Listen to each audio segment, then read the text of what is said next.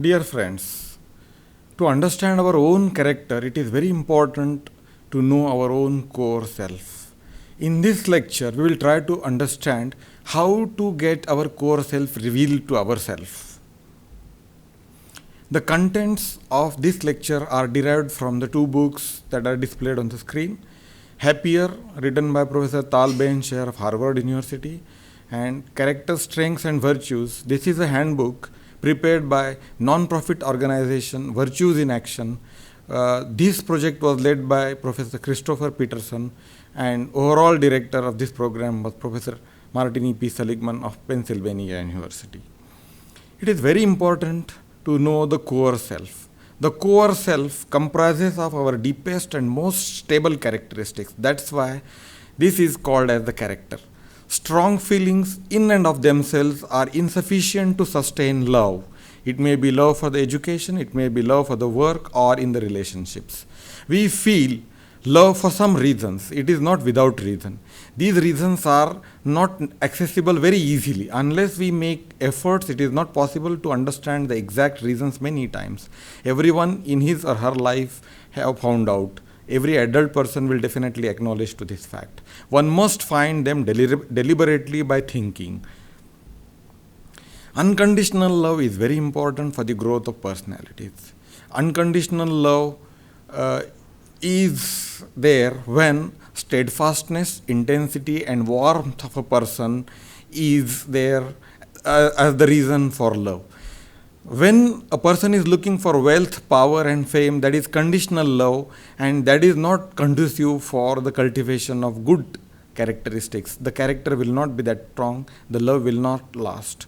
Unless unconditional love is there, a relationship cannot flourish, whether it is with education, work, or in the personal life. I wish the students to take a creative pause and try to find out what characteristics make up your core self. The Virtues in Action website, that is AuthenticHappiness.org. The screen shows my first four characteristics. See, if you are answering to the questions, 240 questions in Virtues in Action Strengths Finding survey by registering yourself on that website, you will get your 24 character strengths prioritized. If one is trying to have his education program, his work life, or his relationship, which are in tune with the first characteristics, the characteristics which are highly correlated to his or her personality, then definitely the possibility that he is true to his core self or true to his character in all his dealings will be much more. And I wish one should take the benefit of this facility given by this non-profit organization. On the slide, all the 24 characters are displayed. 6 virtues which will be catering to all these 24 characters, and one has to plan one's work life or educational life looking at what are the top characters. There are many advantages of work. Many times we are not able to understand these advantages of work. Work not only transforms the environment by building bridges across rivers and cultivating barren plains, but work also transforms the worker from an animal-guided instinct into a conscious, goal-directed and skillful person. See, if somebody is not going to work, how to spend the time sometimes is really very difficult. It is possible only for a self-disciplined individual to concentrate on the work and to make best use of the time. Work provides this opportunity to everybody. Work provides the opportunity to put our energies in a constructive way so that not only the person who is working but the people around him all are get benefited. Creating psychological space is very essential. The circle of creativity is a space in which children can take risk, they can try things out, fall, stand up, fail and succeed. Everybody has gone through this process. When we were talking for the first time, when we were trying to walk for the first time, our mother was close to us, but she was not helping directly. We were in our circle of creativity. They feel secure and safe in the presence of a person who loves them unconditionally. So loving unconditionally is one of the prerequisites to create the psychological space. The knowledge that we are loved unconditionally creates a psychological space of safety and security. This psychological space can be created at the educational institutions. This can be created in the workplaces. These are always present in the family life. So it is very important that psychological space should be created at the workplace and at all other places so that we make our societal living joyful. When someone is really loves me, what is the characteristics that I understand that he loves me? See, if you are able to express your core self without fear, then the person you are trying to communicate loves you. This is one of the best features. We can always look at this thing and see that whether the person who is close to me is trying to love me or not. Just as meaning and pleasure, future and present benefits are essential for sustained happiness at school, at work, even in family. They are essential for a happy relationship, and these can be cultivated in all happy relationships. The conflict of future and present will always be there. It is sometimes necessary to forego present benefit for the sake of future goals. Spending too much time living for the future will ultimately lead to failures in the relationship, and this is the character of rat racer. One must always try to avoid to go away from the rat racer. At the other extreme is hedonist. Hedonist is only interested in living in this moment without caring for a long-term purpose. So that also is not very good way. If we are trying to live in the circle of creativity and trying to maximize the benefits of the present moment, definitely we are giving justice to our true core self. One must be true to his core self to benefit from the present moment. Hedonist mistakes lust for love. A proper evaluation will correct this mistake, and it is very essential that we should deliberately try to understand the difference between lust and love. And if you are able to differentiate between lust and love, many failures will be avoided. The hedonist pleasure inevitably fades because it is in living in the moment. There is no long-term purpose. Meaningful foundation beyond immediate gratification is essential for all lasting relationship. To sustain happiness, one must be true to his or her core self. It is possible to be true to his or her core self if one tries deliberately. Disruption of flow has occurred in the workplaces because of the advances in the technologies, and now we have to take the help of the technology to stop this disruption. Throughout most of the Western world, arrangements conducively to flow were brutally disrupted by the invention of the industries. In the industries, it is really very difficult to find the flow when the operators of the industries are trying only for the material wealth, and they are not trying the right share of the profit to distribute to the workers. This had happened. Unless we make a correction, it is really very difficult to find the flow at the workplaces. So, the centralized factory system which spawned this disruption of the flow is to be corrected by putting proper measures. Young children were made to work till exhaustion, and the children were working among the indifferent and exploitative strangers. So it was very difficult to find them happiness in the work. If the enjoyment of the work had any credibility, it was lost in the frenzy of the industrialization. Now, with the new technologies and with the new understanding of human psyche, it is possible to put interventions at the workplaces so that most of the flow conditions can be restored, and majority of the workers will definitely be able to enjoy their work life. Job can be made enjoyable. Technological innovations can make the work environment enjoyable. The examples are electricity, silicon chip. The internet connected world has made the work enjoyable. Sometimes if you are in not very good physical shape, with the internet connectivity, you can work from home. Many companies give 1 day to work from home. This has happened, and this is very conducive to create the conditions of flow at work. In theory, any job can be restructured to make it more enjoyable by following the prescriptions of the flow model. Having clear goals, getting immediate feedbacks, and then try to correct the situation around. These are the flow model conditions, and we can incorporate by restructuring these at workplaces. I wish students should think about their past friendship, and even in friendship, all the time we are not in flow. So which conditions give you flow in the friendship? It is very important to see. What are the quadrants they fall under? Did the nature of relationship change over time? From hedonist, then to rat racer, then to happiness. The more and more we are approaching to happiness, we enjoy the friendships more. It is very important to understand the basics of help. Standing by one's friend or partner in time of the need should not be considered as a sacrifice. If it is considered as a sacrifice, then it is not conducive to the flow model. When we love someone, we often feel that helping that person is helping ourselves.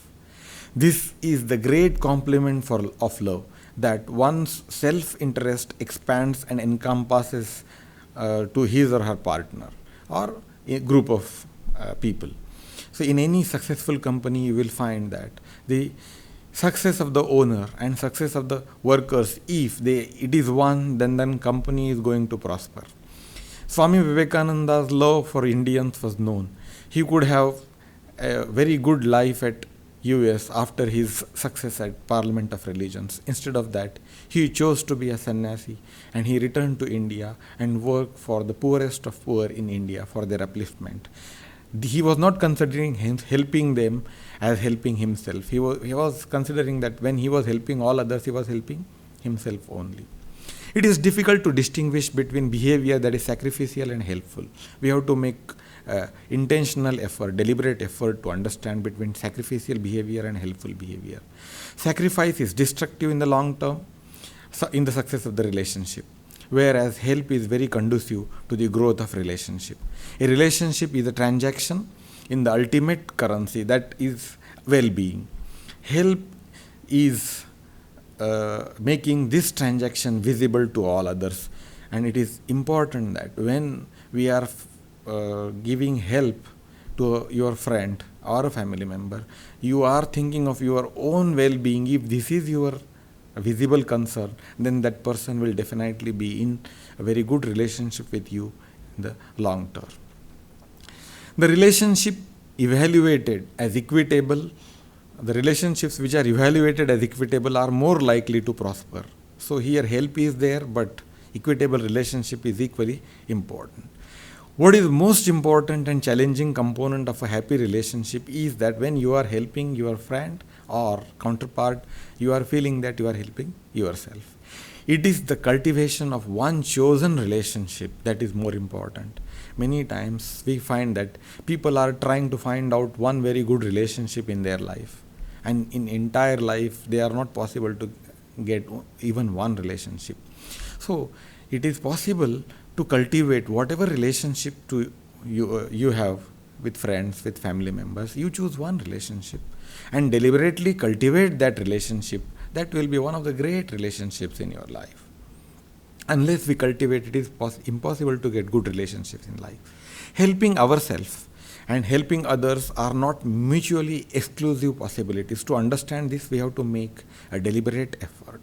It is one of the most beautiful compensations of this life that no man can sincerely try to help another without helping himself.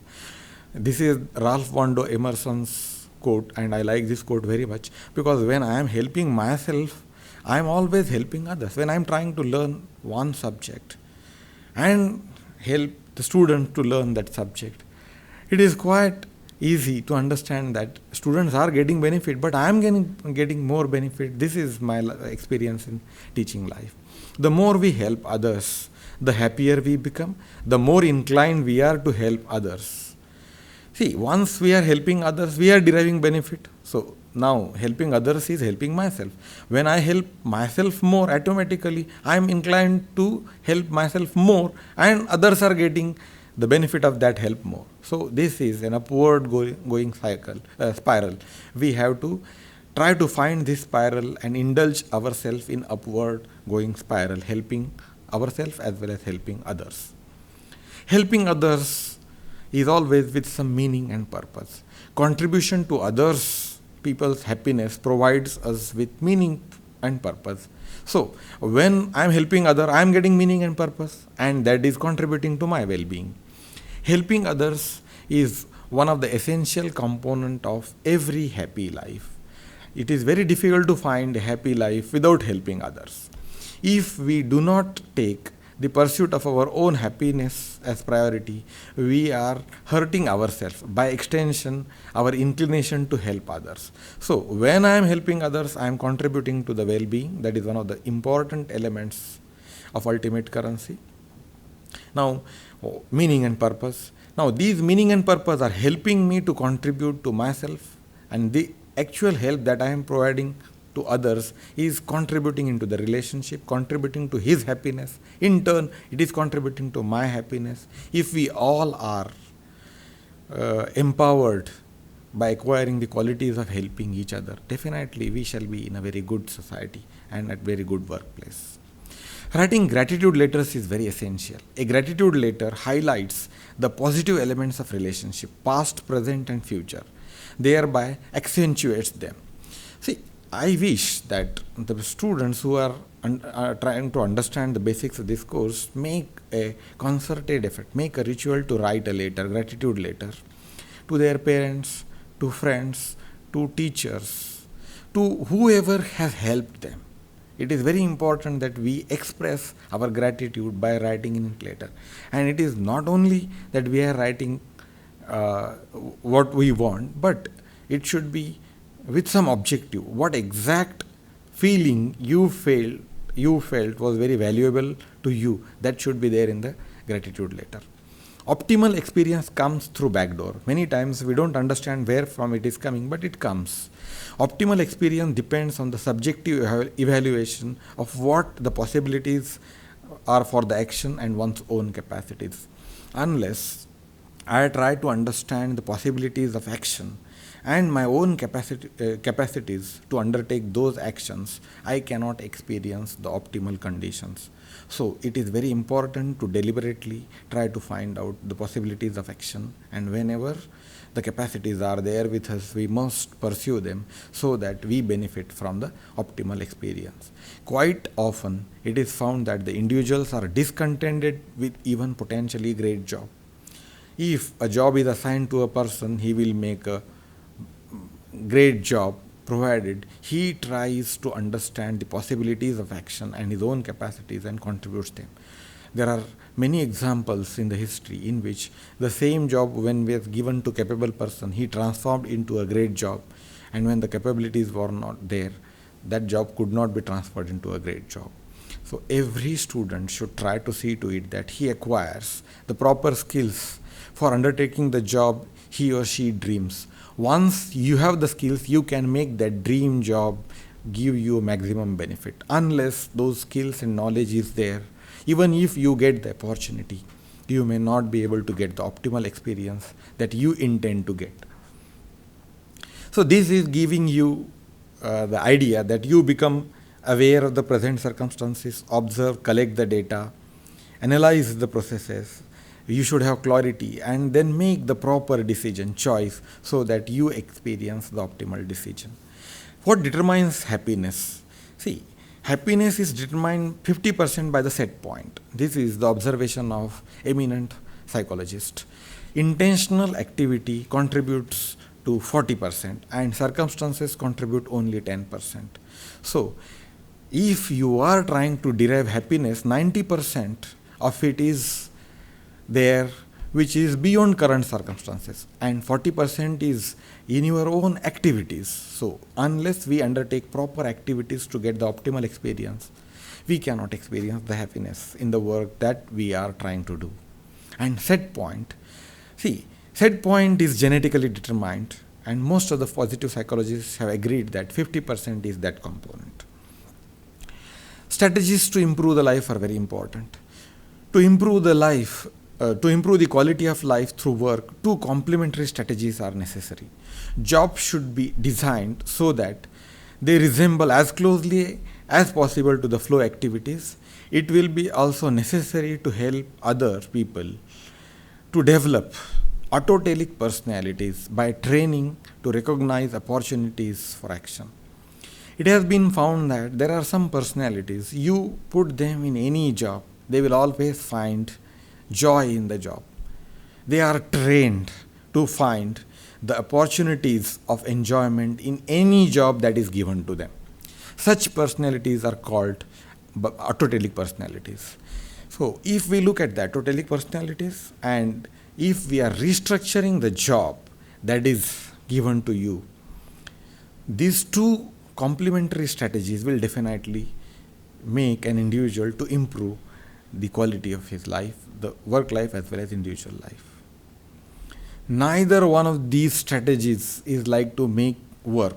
See, but a proper combination of these two strategies will definitely be found each and every person to give him or her optimal experience. One should proactively strive to find the equilibrium in tune with his or her true core self so that the present work opportunity gives him the optimal experience. There is a paradox. Most of the research suggests that on job, people feel skillful and when challenged, they feel happy, strong, they are creative and satisfied.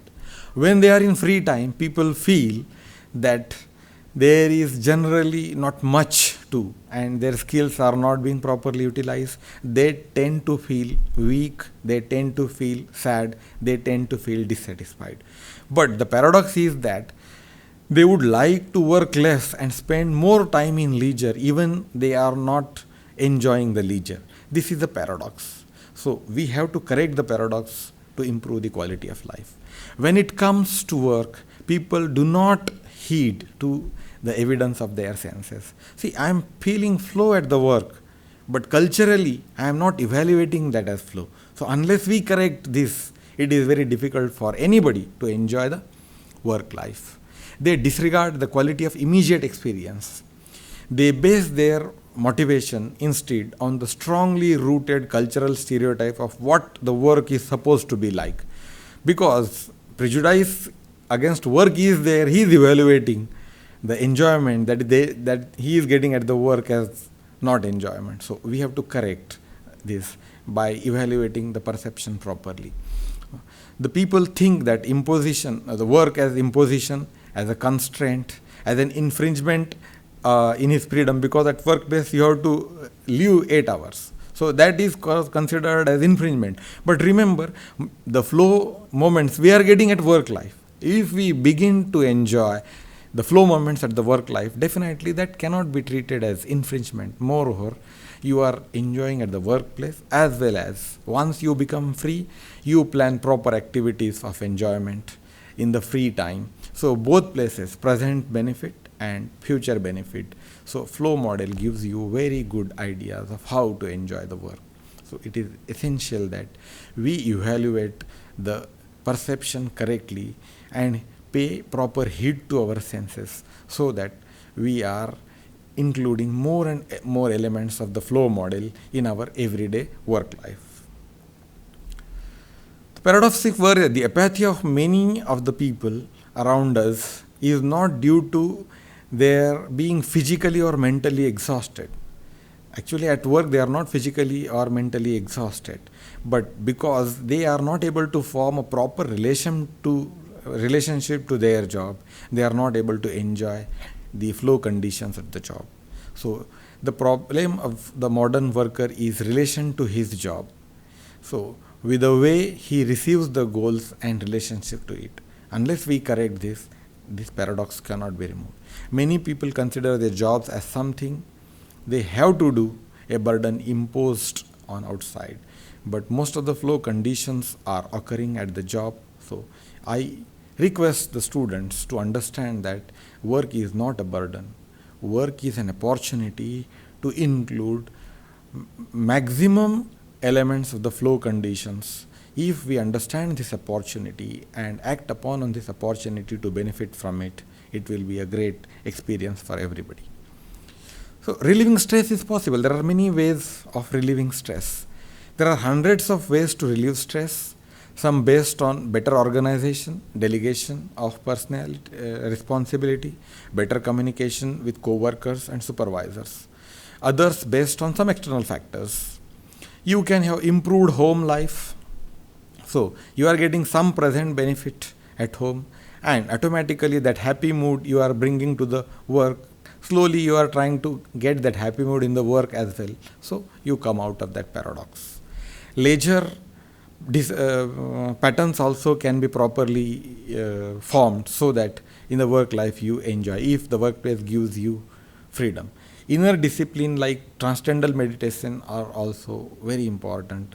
At the beginning of the day, if I am trying to concentrate on the work, before concentrating the work, I come in a very good mood by doing some transcendental meditation, then that will help in relieving the stress at the work, and the person will begin to enjoy the work as well as the education that he receives at the workplace.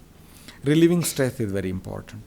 Free time is unstructured and requires much greater effort to be shaped into something that can be enjoyed. It has been found that most of the time, when a person is given some free time and do some work, it requires great self-discipline to put that time into productive use. So one has to learn this. But work environment is giving you opportunity to put the time that you are spending there into good use. So why not include that in your self-discipline regime so that the work is also enjoyable. It is very easy for us, for everybody. Using leisure wisely is really very difficult. The future belongs not only to the educated man, but to the man who is educated to use his pleasure wisely. So, for the betterment in future, it is very important that whatever leisure that I have to use wisely, and I have to learn the techniques to use those elements of flow model to incorporate in the free time. Because every person who gets the free time enjoys this is not the case. Unless I evaluate the experiences at the work properly and try to get the possibilities of action, and I impose proper interventions so that I can improve the work life. It is not possible to use to enjoy the work life. In free time, I have to do many large amount of effort so that I can use that time productively. Thank you. It is possible